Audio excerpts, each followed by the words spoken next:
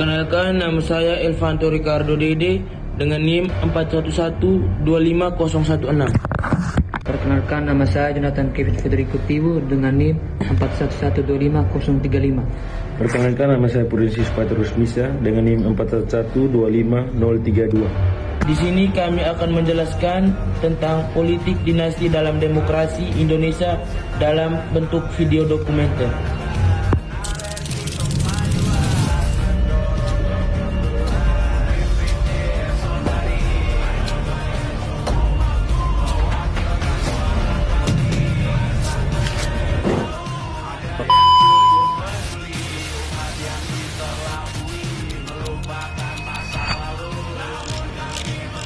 Politik dinasti dalam demokrasi Indonesia. 1. Pengertian politik dinasti. Politik dinasti adalah praktik di mana jabatan dan kekuasaan politik secara terus-menerus dikuasai, diwariskan, atau diteruskan kepada anggota keluarga dekat, pasangan, anak, saudara, orang tua dari pejabat sebelumnya, baik di tingkat nasional maupun daerah. Dalam demokrasi, hal ini dianggap sebagai tantangan karena bertentangan dengan prinsip kesetaraan akses, meritokrasi, dan rotasi kekuasaan. Latar belakang sejarah di Indonesia.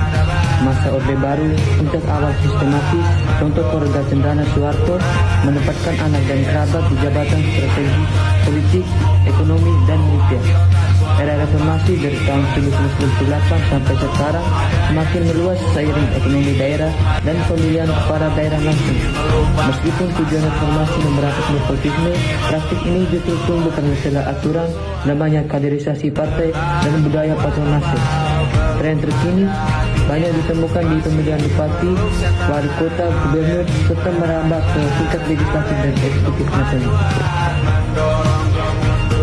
3. Penyebab utama munculnya politik dinasti. Sistem kepartian lemah, minim kaderisasi berbasis kompetensi, partai lebih memilih calon yang punya modal suara, dana, dan jaringan. Budaya politik tradisional, masih kuat pola hubungan patron-klien, klinisme, dan penghormatan berlebih pada tokoh keluarga. Kekosongan hukum, tidak ada larangan tegas dalam undang-undang pemilu dan undang-undang pemerintahan daerah. MK menilai tidak melanggar konstitusi selama syarat administratif terpenuhi. Kekuasaan ekonomi, keluarga politik seiring menguasai sumber daya ekonomi untuk mendominasi persaingan pemilu. Yang keempat, dampak dalam perspektif demokrasi. Dampak negatif, menutup ruangan persaingan sehat dan menghambat regenerasi pemimpin baru, mengurangi kepercayaan publik pada sistem politik dan demokrasi, berpotensi menimbulkan korupsi, konflik kepentingan, dan penyalahgunaan wewenang, melemahkan prinsip meritokrasi, jabatan didasarkan hubungan darah bukan kemampuan. Argumen pendukung dapat menjaga kesinambungan program pembangunan yang sudah berjalan. Anggota keluarga dianggap tidak paham jaringan dan masalah daerah atau negara. Tidak melanggar hukum, warga tetap punya hak memilih secara bebas. Contoh kasus di Indonesia.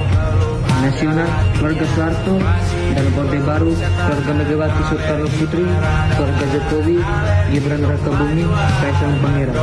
Daerah, dinasti di Banten, Jawa Tengah, Jawa Timur, Sulawesi Selatan, Nusa Tenggara, dan berbagai kabupaten atau kota di mana jabatan bupati atau wali kota diwariskan ke pasangan atau anak. 6. Posisi hukum dan konstitusi. Undang-Undang Nomor 7 Tahun 2017 tentang Pemilu, Undang-Undang Nomor 10 Tahun 2016 tentang Pilkada tidak memuat larangan bagi keluarga pejabat untuk mencalonkan diri. Putusan Mahkamah Konstitusi menyatakan politik dinasti tidak bertentangan dengan Undang-Undang 1945 karena hak dipilih adalah hak konstitusional setiap warga negara. Namun, pengamat mendesak adanya aturan masa, jeda atau calling off period, dan pembatasan jarak kekeluargaan agar tidak terjadi monopoli kekuasaan. Yang ketujuh, upaya mengatasi, memperkuat sistem kaderisasi internal partai politik, membuat aturan pembatasan jarak kekeluargaan dan masa jeda pencalonan, meningkatkan transparansi keuangan politik dan pengawasan pemilu, mendidik masyarakat agar memilih berdasarkan visi misi dan kompetensi bukan nama keluarga.